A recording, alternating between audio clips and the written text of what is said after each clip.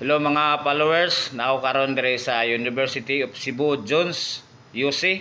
Kaning bag-o nila nga building nga nahuman kay naa ang akong anak dire nagpaabot. Naa dire ang ilahang College of Education. So ako ning video ning view sa 20 ang landmark ani mo ni atbang sa SES. So mo na ilang bagong building, so ning naog na akong anak ay nagdasi ang visual aid.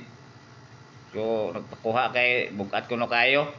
So muna akong gikuha siya. So samtang nagpaabot ko, nag-video ko aning building nga bagong nahuman sa University of Cebu. Ipanagiya sa ato ang butan nga tagiya sa University of Cebu si Attorney Augusto Go. So thank you kayo Attorney sa imuhang mga building nga napatukod gyud para sa mga estudyante. So salamat ta sa University of Cebu. Grabe kanindot ning ilahang building. So karon ang akong anak dire nag-eskwela. So mo na isla na siya dire karon sa University of Cebu Jones.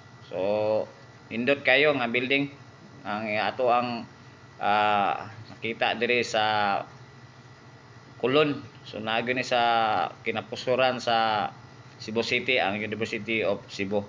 Right.